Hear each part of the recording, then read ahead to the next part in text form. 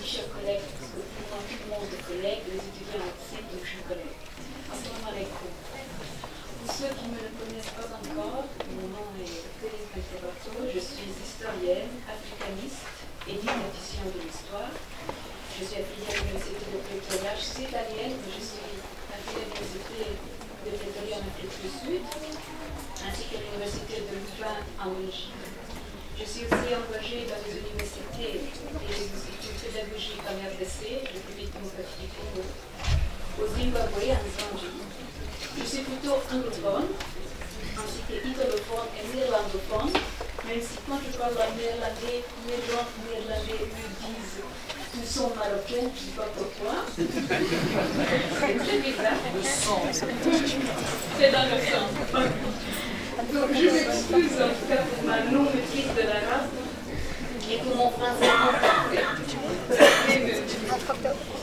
Donc actuellement je suis présidente de l'Association internationale de recherche indicative de l'histoire et des sciences sociales, à laquelle le groupe marocain de la recherche indicative de l'histoire est affilié, pour le maîtriser.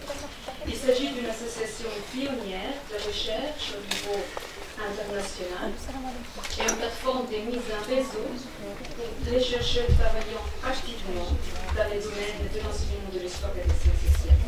Depuis sa fondation en 2009, avril 2009, sa mission principale est de promouvoir la recherche universitaire de qualité, la réflexion et le débat sur l'enseignement et l'apprentissage, de même que sur la formation des enseignants dans ces disciplines scolaires. Il s'agit d'une association qui organise régulièrement des conférences scientifiques internationales en collaboration avec des partenaires locaux et qui gère sa propre revue internationale de didactique de l'histoire et des sciences sociales, revue spécialisée puis longue. Donc en tant que présidente de l'Association internationale de recherche didactique de l'histoire et des sciences sociales, et titre personnel, c'est avec un grand plaisir, un immense honneur et avec beaucoup d'humilité que je me joins à vous aujourd'hui pour ouvrir ce premier colloque national organisé par le groupe marocain de la recherche indicative de l'histoire sur l'état des lieux et perspectives dans cette discipline mensuelle. J'ai apprécié votre invitation et votre initiative à tel point que j'ai décidé en zone de lecture pour parvenir à personne. Cette décision a été motivée par un certain nombre de facteurs. Premièrement, je tiens à exprimer personnellement avec beaucoup d'enthousiasme mes félicitations les plus sincères envers le groupe de recherche qui a rendu cette importante rencontre possible. Cette initiative mérite d'être saluée, célébrée et largement reconnue. Et c'est une tâche dont je me chargerai en tant que présidente de l'association. Belle photo, s'il vous plaît.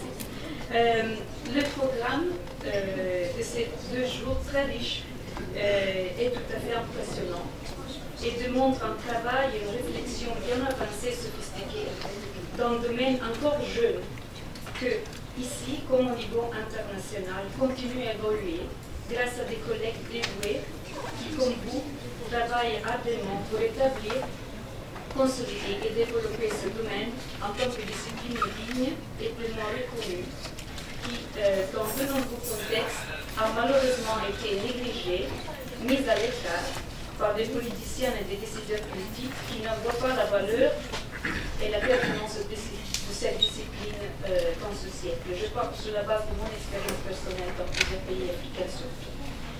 Je suis impatiente d'apprendre davantage sur le contexte marocain, de l'enseignement de l'histoire, de la didactique, et de découvrir les initiatives innovantes qui sont développées.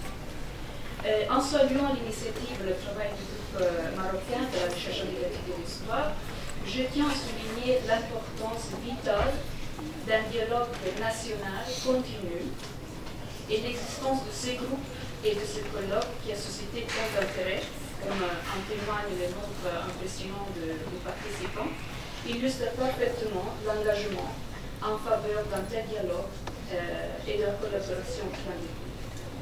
Je tiens également à souligner l'importance d'ouvrir à renforcer le dialogue et la coopération au sein de l'Afrique et plus largement au sein du sud global.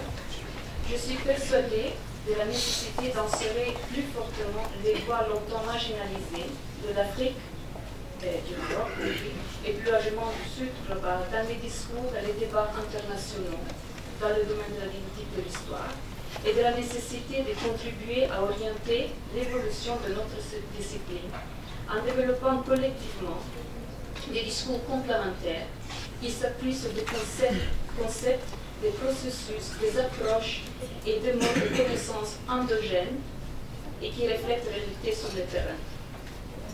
Je parle maintenant aussi en tant que co-directrice de AHEA Africa, une organisation non lucrative basée à l'Université de Pretoria en Afrique du Sud, qui a été fondée en 2015, en tant que réseau pionnier de chercheurs et de praticiens qui aspirent à connecter les individus ainsi que les associations locales et nationales travaillant sur l'enseignement de l'histoire à travers l'Afrique. Notre mission est de soutenir et de contribuer à la recherche, à la politique et à la pratique de notre histoire, l'enseignement de l'histoire en Afrique, notamment en fournissant un forum pour le partage de connaissances, la mise en réseau, la coopération et le développement professionnel. Enfin, alors que nous célébrons ce dialogue et cette collaboration à l'échelle nationale, aussi régionale et continentale, n'oublions pas l'importance d'un dialogue mondial. Par le biais de l'association PEPSCAT, l'Association internationale de recherche en pratique de l'histoire et des sciences sociales, dont un bon nombre d'entre vous, les plus groupes, ont récemment adhéré, ce que je salue. J'espère que nous pourrons réfléchir ensemble à la manière dont les voix du Maroc pourraient s'insérer plus fortement dans ces réseaux et dialogues régionaux et internationaux, en renforçant la position de la recherche du Maroc et au Maroc dans le cadre de la recherche médiatique de l'histoire au niveau mondial. Dernier point, mais non des moindres, ce sont mes sentiments de profond respect, de grande appréciation et de sincère amitié envers Moustapha, professeur Hassani, qui m'ont motivé non seulement à accepter l'invitation, à inaugurer cet événement important, mais aussi à être présente en personne. Son dévouement, son travail acharné et sa passion pour l'avancement de l'enseignement de l'histoire, de la didactique de l'histoire, sont véritablement admirables. Moustapha est affilié depuis longtemps à notre association internationale de recherche en didactique de l'histoire des sciences sociales. Il en est, comme il l'évoquait jusque maintenant, un des membres fondateurs et a toujours été profondément impliqué et engagé dans le travail de l'association.